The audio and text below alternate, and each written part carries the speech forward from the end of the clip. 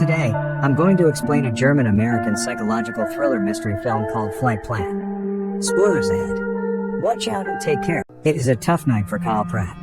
Kyle is an American aircraft engineer recently widowed by the death of her husband in Berlin. She has to take her husband's body on a flight to the US with her 4-year-old daughter, Julia.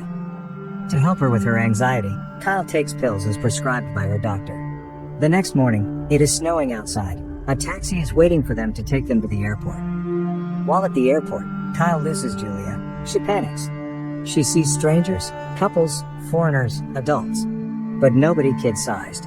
She turns again. There's Julia, over by a sundry stand, with an angry tone. She advises her not to wander around without her permission.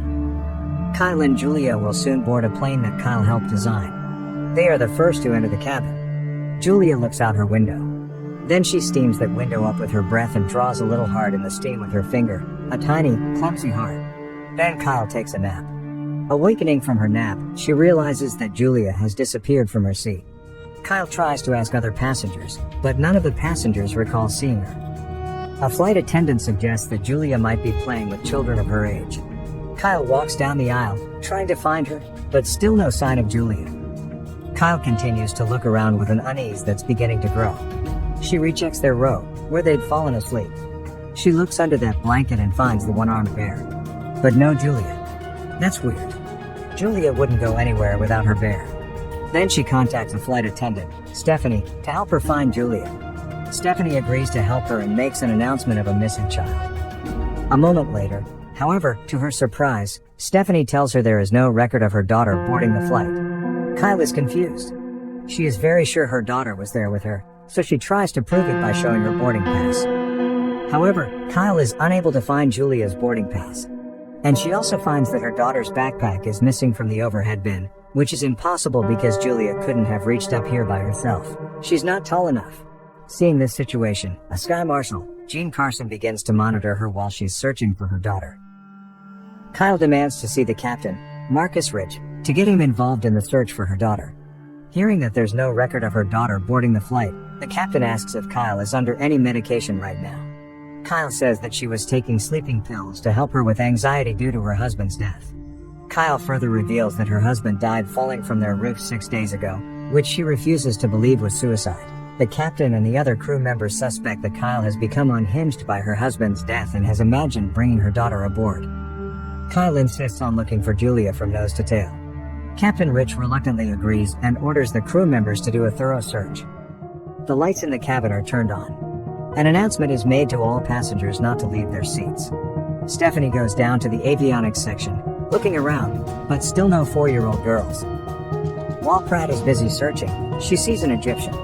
She confronts him as she recognizes him from somewhere. She tries to remember, but her brain's too scrambled right now. Kyle then asks the captain to look for Julia in the cargo hold. Captain Rich doesn't allow that, and angrily states that there are hundreds of passengers on this flight who are not receiving any attention at the moment because all flight attendants are busy conducting a search for a child that none of them believe was ever on board. Kyle doesn't take it well. She then runs to the Egyptian. She accuses the man of kidnapping her daughter, as she now remembers that she saw him last night, staring into her daughter's bedroom. The man is annoyed at being accused. Then, he shows proof of receipt of the hotel where he lived, which is nowhere near her apartment. Then, chaos ensues. Kyle forces the man to confess. They fight. Carson, who is fed up with her behavior, states that her husband's death makes more sense now. A couple of hours with her, and even he is ready to jump.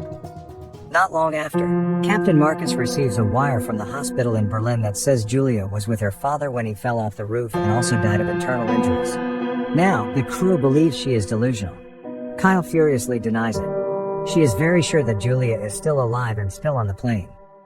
Carson now feels that Kyle is a threat by making up such a story, so he handcuffs her and keeps her in her seat. A therapist, Lisa, approaches and tries to console her, causing Kyle to doubt her own sanity. She now begins to accept her daughter's death. However, she then notices that a heart Julia had drawn earlier on the window next to her seat is real. Kyle becomes increasingly convinced that something weird is going on. She then convinces the therapist to let her use the bathroom. Instead of doing so, she climbs into the upper compartment and sabotages the aircraft's electronics, deploying the oxygen masks and interrupting lighting. All passengers and crew start to panic, but Carson realizes that Kyle is the one behind this. She uses the kiosk to take a dumbwaiter to the lower freight deck. She finds her husband's casket there. She unlocks David's casket, suspecting Julia is inside, but finds only her husband's body. And nothing else. Carson finds her, puts her in handcuffs, and escorts her back, announcing that the flight is making an emergency stopover at Goose Bay Airport, where she will be taken into custody. As she's escorted to her seat, one of the passengers begins to applaud. The applause spreads, filling the deck. Some others are staring at her, including the Egyptian. Kyle reaches the back row, where she stops and sits there. Kyle makes a final plea to Carson that she needs to search the plane upon landing. Carson considers for a moment, then decides to speak to the captain. However, instead of speaking to the captain, he sneaks down to the freight deck. There, he removes 2 explosives and a detonator concealed in David's casket. He then climbs down to the avionics section and attaches the explosives to the side of the platform, revealing Julia, who is sleeping. At this point, it is revealed that Carson has been the mastermind behind all of this. Carson and Stephanie have conspired to hijack the aircraft for a $50 million ransom and frame Kyle due to her knowledge of the plane. They abducted Julia to force Kyle to unlock the casket where he placed the explosives and detonator.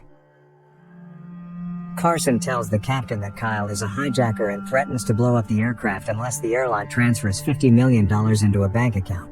Carson then tells an unnerved Stephanie that he intends to blow up the plane, killing the unconscious Julia, and leave Kyle dead with the detonator in her hand. Kyle still couldn't believe everything that has happened. She anxiously looks out of the window as the plane is about to land. Other passengers are confused because of the emergency landing. After landing, the passengers exit the aircraft. As the captain is leaving, Kyle confronts the captain, who angrily declares that the ransom has been paid. Kyle is confused by this. Soon, she realizes that all this is Carson's doing. He uses the situation to twist the truth and makes it look as if Kyle is a terrorist. Realizing this truth, Kyle decides to take advantage of the role of hijacker, commanding Carson to remain aboard and the crew to leave. Carson hesitates, but he realizes that if he refuses, it would be seen that the charade would be his. As soon as the plane's door closes, Kyle knocks Carson unconscious with a fire extinguisher, handcuffs him to a rail, and takes the detonator from his pocket. Stephanie comes out of hiding.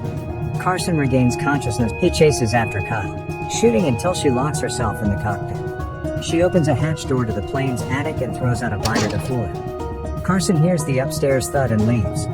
Kyle exits and encounters a guilt-ridden Stephanie. She punches her, who panics and immediately flees the plane. Kyle continues to look for her daughter to the avionics, and she finds Julia there, unconscious. She immediately hugs her and carries her. Carson soon follows, and while searching, reveals that he murdered her husband to smuggle the explosives inside his casket, knowing that it would not be scanned at the checkpoint. Kyle immediately carries Julia into the aircraft's non-combustible hold, with the detonator in hand. Carson shoots at her as she closes the door. With the non-combustible walls of the hold to protect them, she detonates the explosives, exploding the plane, killing Carson. The passengers and crew watch the explosion in shock. A moment later, Kyle appears with her daughter. As Kyle carries her daughter out onto the tarmac, all the passengers are shocked upon realizing that she had been telling the truth the whole time. The next morning, at the airport terminal, Captain Rich approaches and apologizes to Kyle for his skepticism. Stephanie is led away by the FBI in handcuffs, wherein an agent informs them that the Berlin mortuary director has also been arrested. Kyle carries Julia through the crowd of passengers who realize the truth. All are stunned and somewhat guilt-ridden for not believing her. Before loading her daughter into a van to take them away, Julia wakes up and sleepily asks, "Are we there yet?" As they get ready to leave. The final scene shows the Egyptian passenger helping to pick up her bag as an act of respect and forgiveness. That's the ending of the movie Flight Plan.